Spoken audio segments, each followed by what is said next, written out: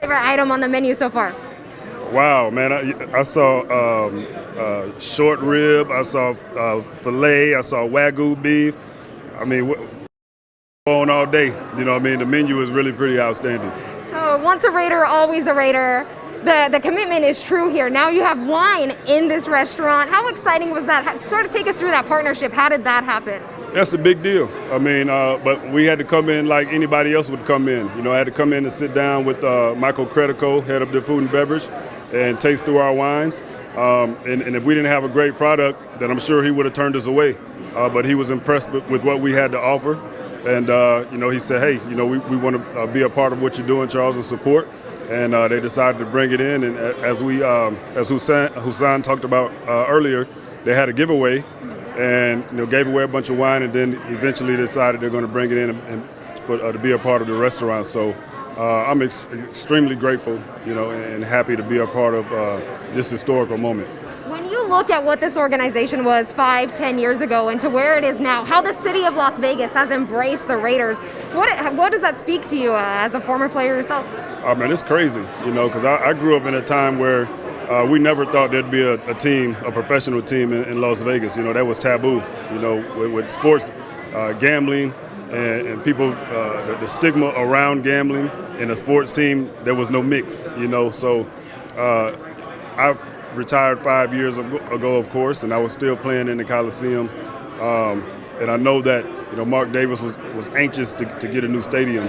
And when this opportunity came around for him, you know, he took the bull by the horns, you know, so to speak, and made it happen. So I think, you know, with his vision, this partnership worked with Las Vegas. And I know Las Vegas has really embraced the Raiders and Raider Nation, and I think it's going to be a great partnership for a long time.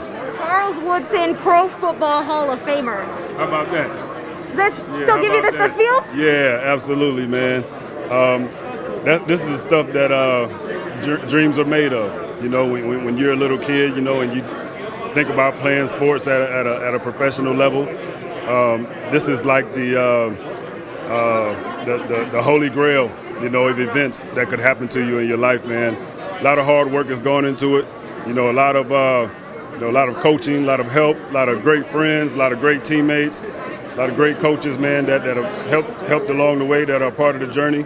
And you know, I'm very lucky, you know, very blessed to be in this position, to call myself a Hall of Famer, man. So, hey, what could be better? Let's see the pin. Show the pin real quick. Show it off. You see it? Yeah. I mean, it's up front. It ain't hiding, you know. There it is, Pro Football Hall of Fame, man. We in there, baby. When you look at your time as a Raider, what will you remember most? What stands out to you right away? You know, I think, you know, I just today I've talked about the fact that when I got to the Raiders, you know, we were always surrounded by the Raiders greats. You know, the old Raiders, the guys that, you know, all of the old films were about, man. You know, Willie Brown was in our, you know, defensive back meetings, you know, helping us as a defensive back coach. Freddie Biletnikoff was there, you know, helping with the receivers. Jim Otto was in the building. Cliff Branch was always around, you know. So we got to always see, you know, walking greatness, you know, every time we went to work. And I think that was pretty special, because I don't know how many teams, you know, have their former players always around at practice. And so that made it a lot of fun, man. I developed some great relationships. George Atkinson, you know, good friend of mine, man. We used to always go back and forth on the sidelines, man, having a good time. So just the fact that I was able to go to a professional team and then be around great players, some Hall of Famers, man, that knew how to get it done, man, guys that I could talk to on a daily basis, was everything. So I appreciated that time with the Raiders. With the 17th overall pick, the Las Vegas Raiders select? Oh, man, you know, I don't know. You put me on the spot with that one. I don't know. It all depends on what happens the first 16 picks. Ask me later about that one. How about advice for some of the young defensive players on the Raiders team? Say it again? Advice? Do you have any advice for some of the younger players on the Raiders defense? Any advice? Work hard, make plays. That always works, you know. Keep it simple, man. That's it, man. Do you find a lot of the younger players reaching out to you? There's another guy trying to sport 24 right now. Is he reaching out to you and trying to get any tips, some help, some advice on even what to do after football? No, he hasn't reached out, and of course it's his prerogative. If he ever does, I'm here.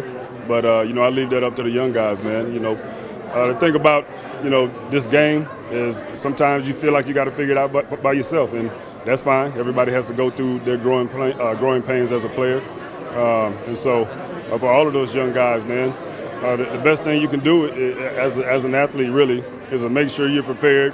When the season comes around, make sure you know what to do and do it fast. And so as long as they do that, they'll be fine. Last one for me, Charles. How important is it to set yourself up once you're done playing on the field? Once Sundays aren't, your go-to anymore. You've got obviously a successful career here now with the wines. Do you have cigars also? I think you've got some good cigars. No, I don't have cigars. Not yet. Oh, breaking news here, Las Vegas Review. Tell us about the cigars real quick. No, I mean, for me, it's the things that I've done as far as this venture. Wine. Now I have a bourbon, Woodson bourbon whiskey. To me, it's like a progression. So cigars maybe coming down the road. That's kind of like the lifestyle. Wine, then move to the bourbon, then have a nice cigar. So we'll see what happens. Appreciate it, Charles. Yeah, Thank you so much. No doubt. Congratulations. Appreciate it. Thanks a lot.